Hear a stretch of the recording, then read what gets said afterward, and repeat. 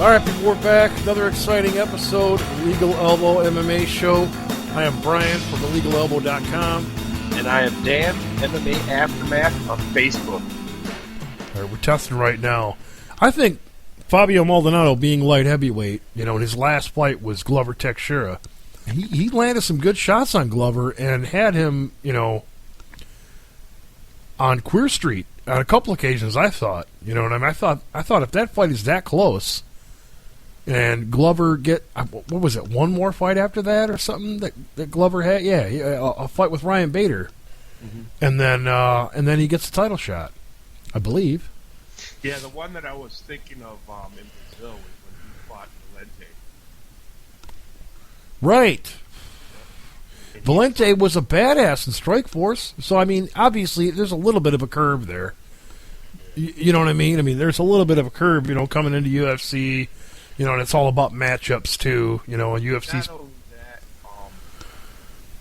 I would give props to Fabio for having a badass fucking jab to keep him at bay, and then after that, like I said, I don't know if it was the heat in Brazil. But that whole card, there was a lot of fighters affected by that. And we even commented about, fucking, why don't they throw some air conditioning on there? Yeah, that's a great point, too, man. That's a very good point. I mean, if you're standing around the whole day uncomfortable, how are you supposed to go in a fight comfortable? Yeah, you know what I mean? You're coming in after the prelims and everything, and after all the fans have been in there, and all the body heat's in there, and there's no airflow in there. The fighters are complaining about the stiflingness of it.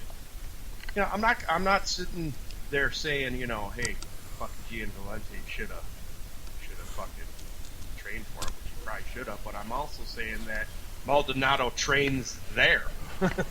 Exactly, and you got, I mean, this is just so surprising to me because, we were talking about it a little bit ago. Maldonado is light heavyweight, mm-hmm. Which, obviously his last fight was Glover Teixeira, which took on the champ, his last fight. Yeah, it makes you scratch your head like, okay, right. It's like coming in because he's out of shape right now, because he's not training for fucking light heavyweight, you'd have to think, he's right. Walking around weight. Right. So he comes in and is at his, comfortable walking around weight, which also means not his fighting weight. So is that going to impact his power a little bit because he's got a little more pounds on? Maybe, but probably not, really, because he's not going to be as fit and not be able to throw as fast. And that ties into the gas tank, Exactly. Another huge factor. I mean, so that's a huge thing right there, going from light heavyweight directly to heavyweight to take on a dude that is, in the runs. In the run to fight a dude, if Stipe were to beat Dos Santos, I mean, how far do you got to go to get to the title shot from that point? If he beats Maldonado, he's just waiting to fight Dos Santos again. This is like a filler fight. It doesn't bring him any more up the fucking rung of the ladder. Really.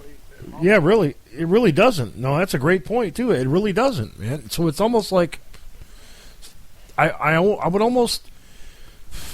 almost say, Stipe, don't even take the fucking fight. But I bet you Stipe's taking it just because, number one, the payday. Number one, the payday. Number two, stay active. You know what I mean? I mean, you don't want to be, sidelined for.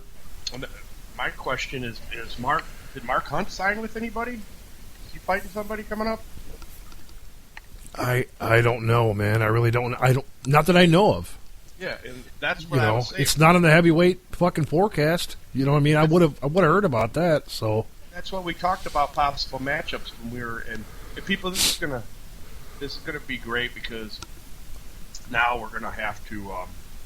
It's not great, but we're gonna have to sit here and say, hey, what's the heavyweight division gonna look like if fucking JDS is fucking out for an extended period of time, and for fucking somebody like Stipe to just be in fucking limbo and fight some fucking, some dude that's, like we're saying, not even really training. He's just throwing it in.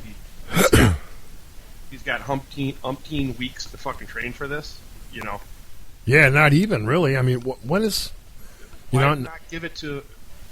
We talked about it before. This would be a great fucking battle between fucking Mark Hunt and Stipe. Both fucking boxers, both going at it toe to toe. Stipe would have to be on such a. What is this fight actually for? I got a. 6 maybe. I didn't think it was that far out. I thought Stipe versus Dos Santos was a lot sooner than that. I'm pretty sure. Yeah, we had that under wraps. It was actually coming up pretty soon here. Oh yeah, May 31st. Okay, so yeah, we're 3 weeks out. Mm-hmm. So yeah, Maldonado's got time to train. I mean, really, he's got a couple weeks and then take some time off, to let the body rest or whatnot. You know what I mean? Yeah, but not the kind of training that you would need to study film, fucking work on what you need to beat that certain guy you're going against. True, man. True. Close. But I mean, he's a dude that's he's been around the block, man. This is not his first rodeo. Excuse me. Tough Brazil finale. Yeah, and he's a perfect guy to throw in there, really. I mean, when you think about it, he's like I said, man. This is not his first rodeo, so him coming into this fight is probably no big deal. You know what I mean for him.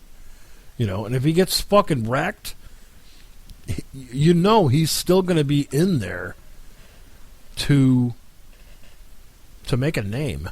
You know what I mean? Because what other? I mean, really, you think about it. What other choice does he have? I mean, him coming out of the woodwork saying, "Hey, I want this fight. Give me this fight. I know I'm not the right weight class, but I walk around at whatever 230 or 225. I'm guessing the guy probably walks around 230, 225 or something like that. Not too far out of light heavyweight. Maybe even 215. He cuts down to 205 or something like that. He doesn't look like the kind of guy to me that he walks around at some huge weight and then cuts down. It just, I don't. He doesn't grab me at that kind of fighter at all.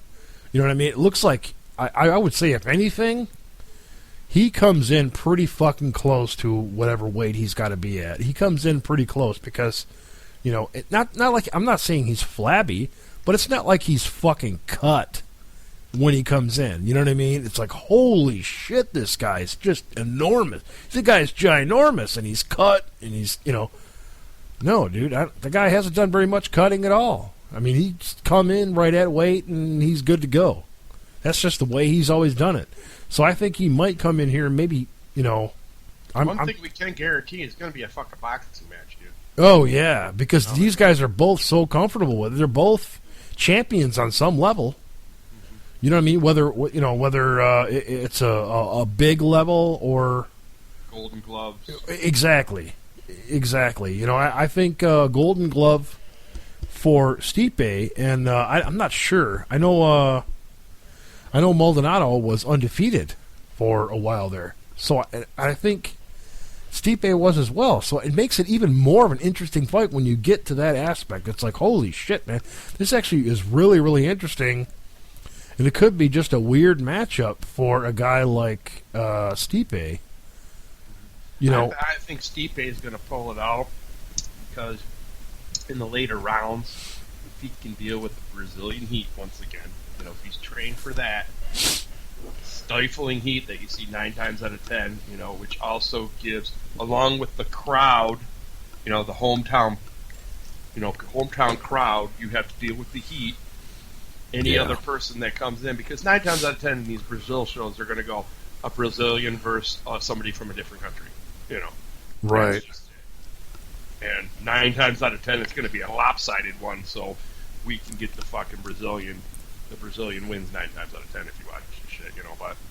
Yeah, I don't think it's going to be lopsided whatsoever, man. I think this is going to be... I think it's going to be Stipe's game. And I think Stipe is very... He's not only smart himself, he's with a very nice set of smart trainers and coaches and whatnot to... And that's why I'm saying the only thing we could worry about Stipe failing in this fight is the... overheated, man. Yeah, and if you're not used to it, that's going to affect your gas. It's like Valente, man. And like you said, Valente was a good fighter coming into this, but, dude, he couldn't adjust, or he didn't train, or something, because he was fucking arms down, gassed out, taking jabs to the face left to right. Yeah. No, and that's a great. That's an excellent point, man. There really is. You know, a lot of people don't. You know, a lot of just everyday people don't think about stuff like that. You know what I mean? It's when you go over there, it's a whole different world. When you go over there, it's not only a whole different world. It's like jet lag. There's so much other things you have to look at. You know, and Maldonado doesn't have to look at that at all. It's right in his backyard. You know what I mean? Same with Junior Dos Santos. So that's why a lot of them guys get over there a week early so they can adjust. You know what I mean? To the tropical weather. It's fucking tropical weather. So I mean, you know, Stipe, which I'm sure that's on Stipe's mind. You know what I mean? I'm sure it would be on, Stipe's mind. Whether it's, obviously I'm sure that's on Stipe's mind. Whether it's Sagano or a Maldonado. I mean, I'm sure that's got to be. If it's not in his mind, it's got to be in his coach's, trainer's mind. You know what I mean? Because how stupid you got to be. You and I would think of that. You know, obviously you've thought of that. You brought it to the show. How stupid would their fucking trainers be if they didn't think of that?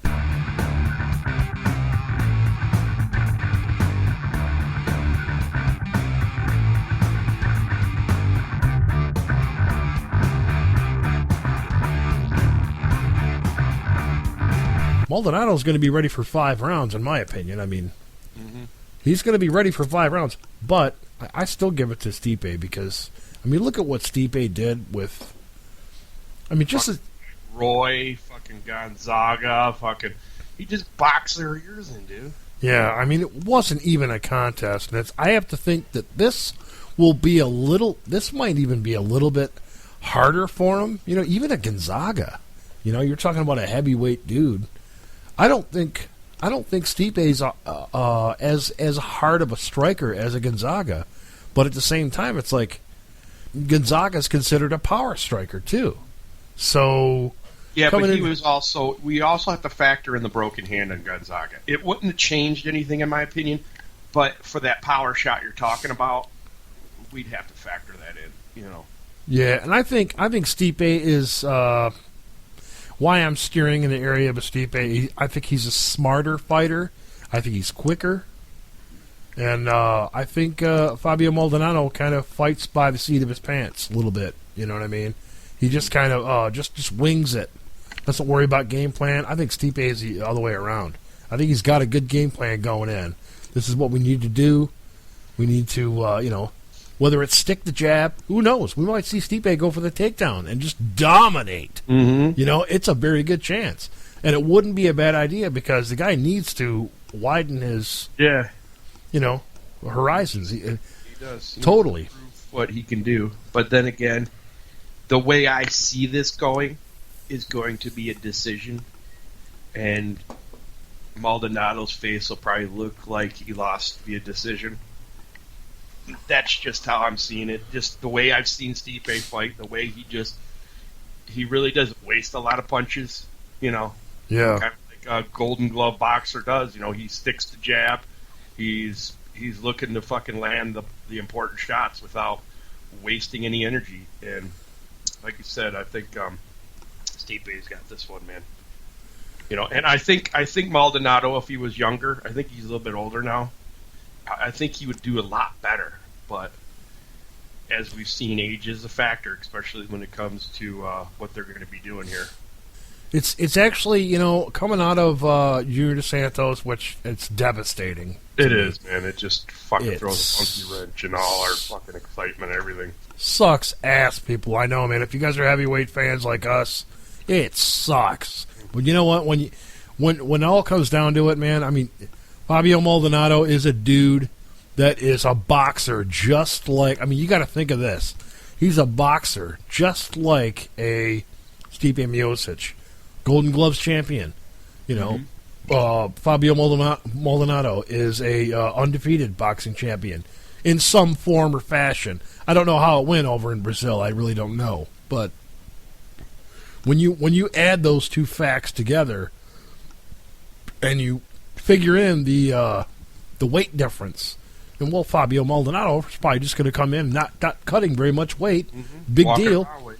Yeah, big deal. Walking around weight that he's comfortable with. Maybe not comfortable fighting with, but he's, in some form or fashion, the guy's been at that weight, and he walks around in it.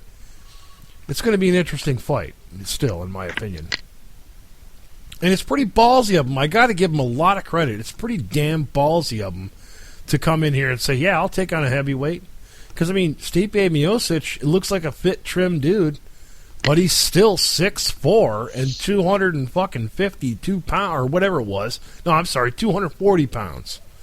So 240 pounds, Fabio Maldonado is probably going to be giving up at least 15, 20 pounds, I'm thinking. And this is like boxing styles are kind of like the same. We're not having any guys in here that we've seen knock some people out recently. They've just boxed their fucking ears in. They just used their boxing and they boxed their ears in, and they've won by decisive decisions, no questions. This is where I think it's equal, and the equalness is going to start fading as we get into the later rounds, and who's landing more quality strikes, jabs, whatnot. And I think that's going to be Stipe. I don't care what anybody says. If you're a Glover Tex, you're a fan, fine, that's cool, whatever. But you know what? This guy got fucking rocked by Fabio Maldonado at 205, whatever. Fabio Maldonado decides not to cut any weight, or cut whatever it is, 5-10 pounds that he needs to cut to get in here with a fight. He's still a threat. Because he's got more pounds on, he's able to throw a little bit more, maybe. I don't know. I don't know exactly how the game goes. All I know is some guys, when they don't cut as much weight, and they go to different weight classes, they find themselves a little more powerful when they go to a heavier weight class. They find themselves a little faster when they go to a lighter weight class. So there's a lot of factors to look at when you're thinking about the whole thing. Segue to that, I just want to tell the people that coming out soon will be our heavyweight rundown, illegal elbows, top 20 heavyweight of MMA, and we will be putting that out in episodes. And the criteria is last 5 fights, your activity, and what's the third one, Brian? Your quality of opponent, man. Obviously it's a lot of work. So there's no way we could bring every single weight class. There's just no fucking way. So it's like, let's just go with what we love, which is heavyweights. We've been watching heavyweight boxing since the 80s. So we decided to go with that. And that's the way we... That's part of the reason we're going to be coming out with this this heavyweight list, and that's part of the reason that we're majorly bummed out about the JDS fucking injury, too, because this was on one of our, for the year, top fucking fights. This was a fucking career-defining fight for both fighters. Yeah. Not only both... Santos could have fell, on your list could fucking fall fast if you were to lose to a fucking Stipe. Junior right now is at number 2 on your list. He could have fell big time because he would have lost to a number 9, who's Stipe. So yeah. That's huge, dude. That's huge. And Stipe would have been miles above a couple of other dudes that are, he hasn't even cracked the surface of these guys, but he still could have risen above them because of the competition that he's faced. So it's, like you said earlier, man, it's about the your activity, the competition, quality of opponent, and your last 5 fights. With that being said, man, I got some Vitor news that we can get to when we come back from the break, but I got to piss right now. I got a truck driver situation going on. So me too, man. Me too. All right, cool, man. We'll be right back, people.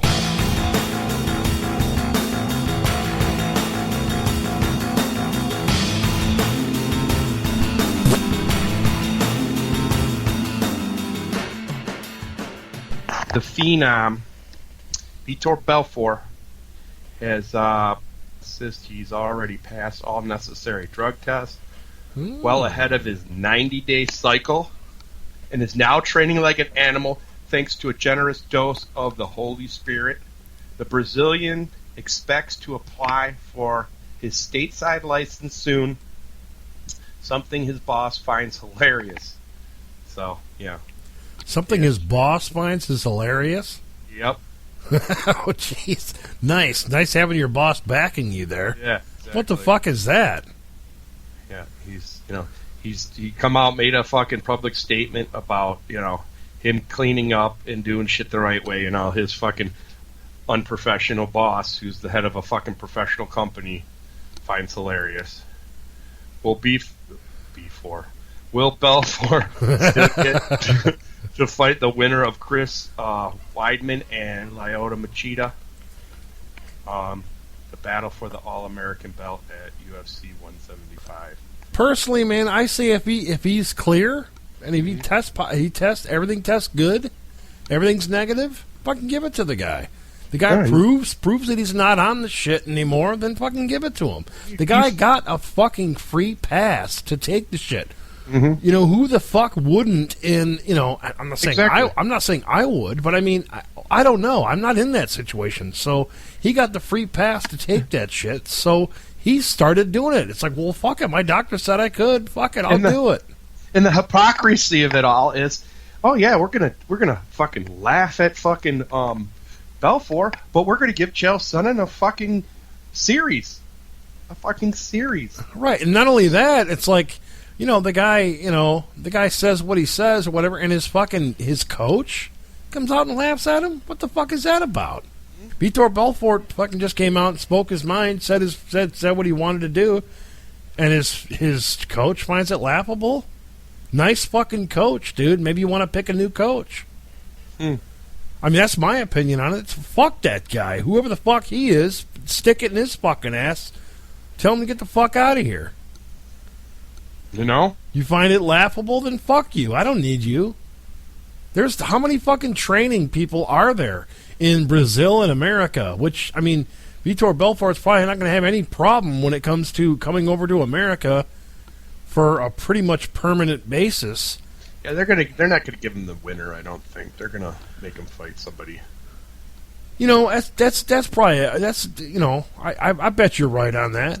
But at the same time, it's like, you know what? If the guy's proved himself and they wanted to go ahead and go with that, which I could see them doing that. You know what I mean? It wouldn't surprise me. Oh yeah, but Vitor Belfort proved himself. Let's go ahead and suck him off. I mean, Dana would be all over that. Let's go ahead and get him back in the news, and let's go ahead and fucking go off on his fucking videotapes and everything else he did when he was on TRT. They'll use that shit like fucking candy. They'll use that like, holy shit, this is footage to be seen. In the next Vitor Belfort fight card that's going to be coming up. They're going to use that. You bet your ass they're going to be using that shit. But he was a horrible person because he used TRT because he got an exemption for it. Slam the guy's dick in the fucking desk and expect him to you really close his dick in the drawer and then expect him not to cry about it. Wait a minute, man! Come on, guys. Here's the quote from a certain fighter here. As soon as that man steps off the plane, he's stepping into the battlefield. He knows it. I know it. He opened his mouth. He didn't give a shit about him. I didn't give a shit about him. No one in the UFC gives a shit about him. 18 fights in the UFC, and he couldn't get off Facebook. Mark Zuckerberg tried to get him off Facebook.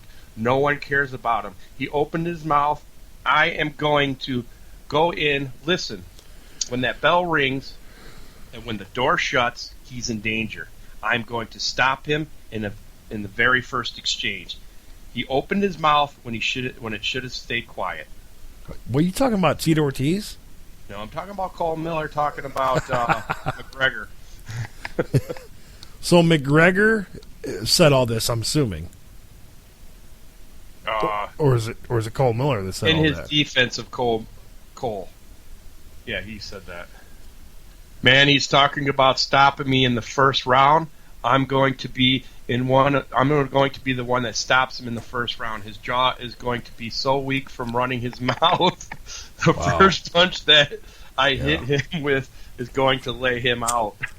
So yeah, it's a full-on fucking shit-talking fest right now. It's a war now, yeah. Not just the fight, but the war of words, ladies and gentlemen. Shit. But I got McGregor winning this one, and he's going to stop Cole Miller, and he's going to knock him out. But I do too, man. I do too, but at the same time, it's like I can't take away a lot of stock when it comes to a Cole Miller, man. Cole Miller's a crafty dude, and he's good.